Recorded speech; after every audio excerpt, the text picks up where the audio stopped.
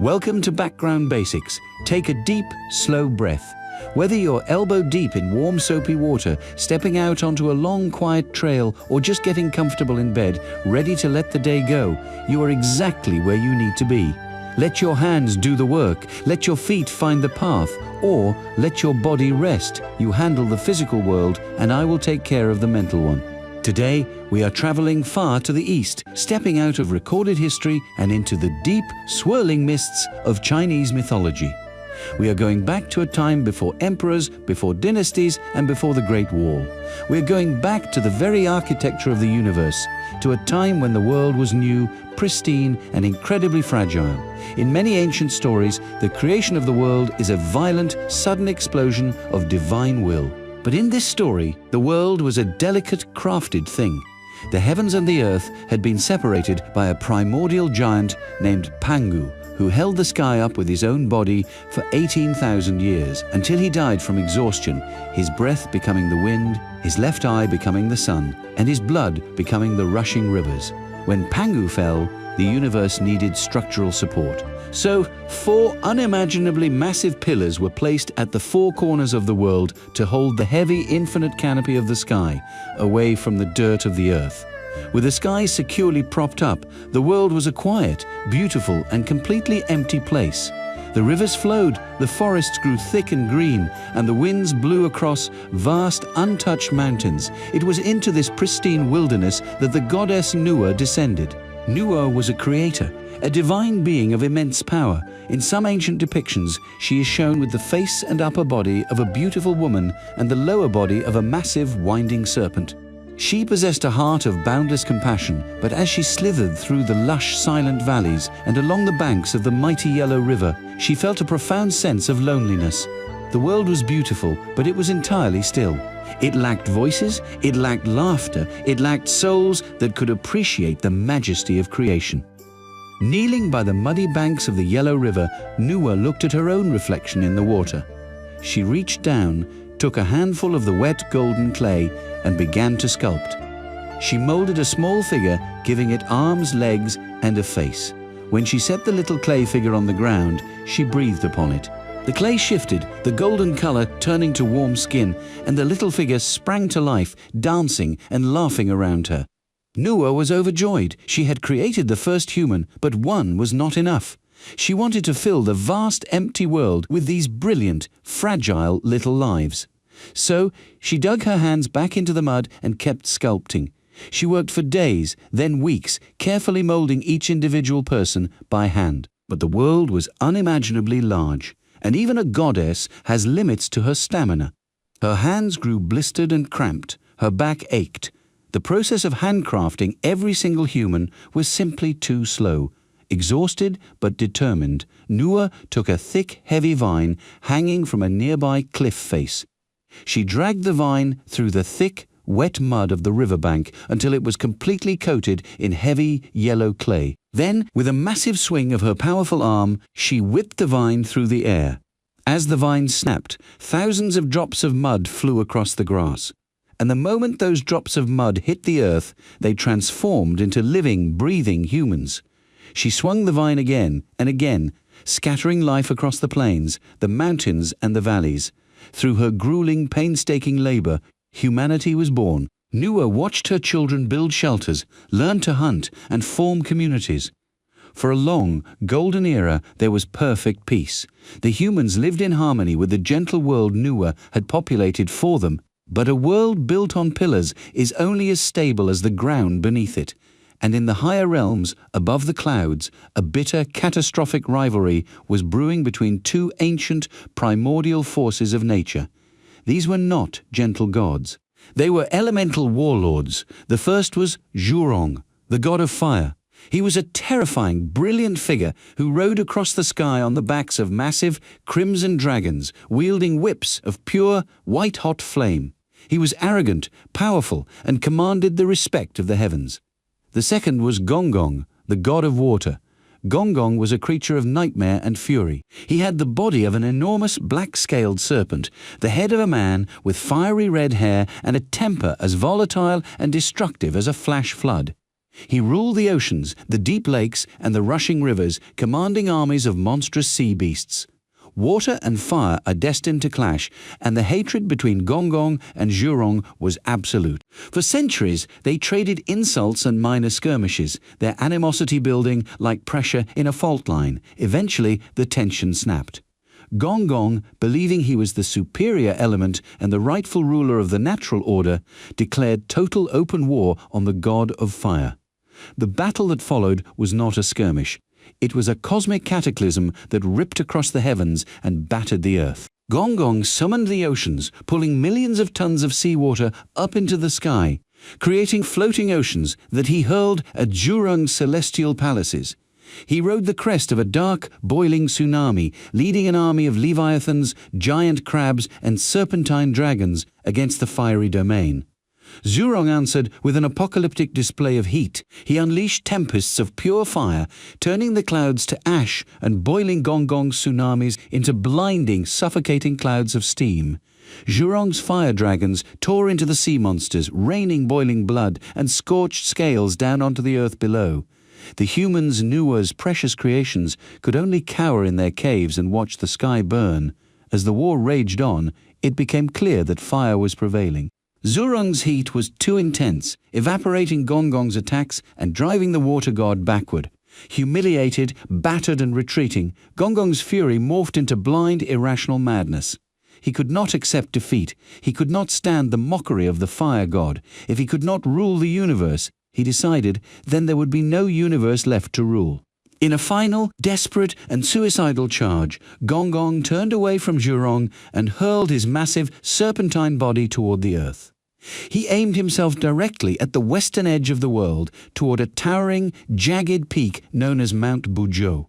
Mount Buzhou was not just a mountain, it was one of the 4 great pillars. It was the crucial, load-bearing column holding the western sky aloft. With the combined force of a falling meteor and the crushing weight of the ocean, Gong slammed his massive red-haired head directly into the side of Mount Buzhou. The sound of the impact was so loud it deafened every living creature on Earth. A shockwave of pure kinetic energy rippled through the dirt, shattering stone, flattening forests, and splitting the ground open. Mount Buzhou groaned, a deep, terrifying sound of grinding granite. And then, with a sharp, world-ending crack, the pillar snapped in half. The consequences were instantaneous, and they were catastrophic. Without the western pillar to support it, the entire canopy of the sky violently tilted and collapsed downward toward the northwest.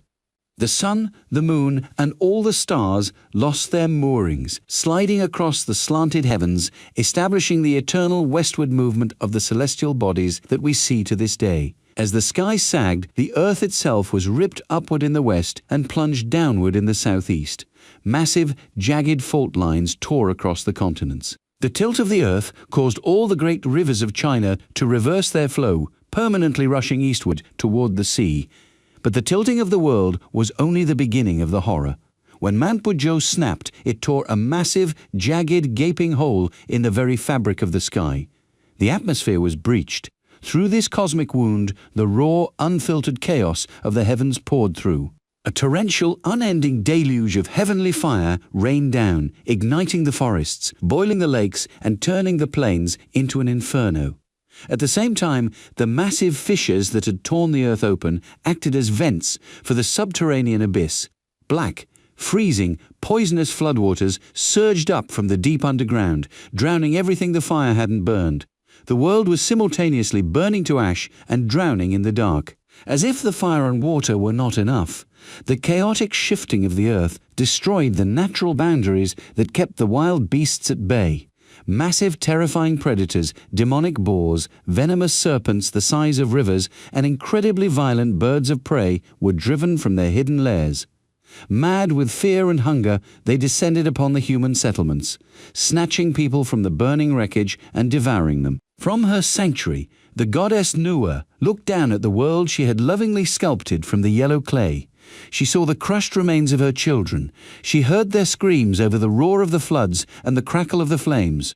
Nuwa did not panic. She did not weep. Her sorrow bypassed despair and solidified into a cold, absolute, and divine resolve. The water god and the fire god had abandoned their duties, acting like petulant, destructive children.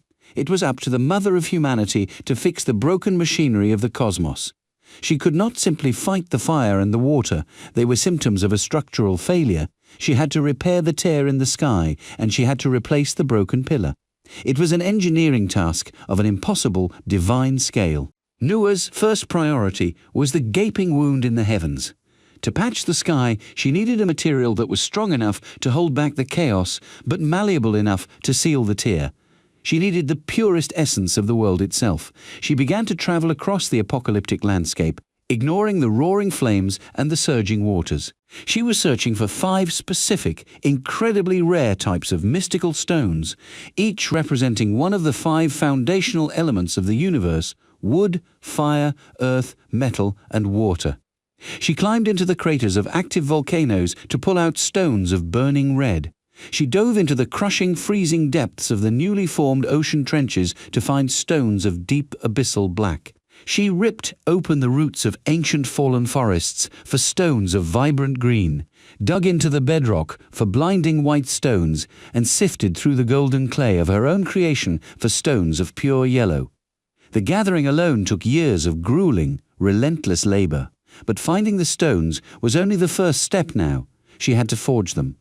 Nuwa dug a massive crater-like crucible into the earth itself. She gathered the fragmented, burning remains of the heavenly fire that had fallen from the sky and fed it into the pit, creating a furnace so intensely hot that it melted the surrounding bedrock into glass. She threw the mountains of 5-colored stones into the roaring forge. The heat required to melt the foundational elements of the universe was beyond anything a mortal mind could comprehend. Nuwa stood over the forge for 9 days and 9 nights, her skin blistering, the heat singeing her divine form. She used massive, uprooted trees as stirring rods, churning the melting stones as they slowly broke down, liquefied, and blended together. Finally, the stones fused into a glowing, luminescent, viscous paste that pulsed with the 5 colors of the universe. It was a cosmic mortar. With no time to rest, Nuwa scooped up the boiling molten paste in her bare hands.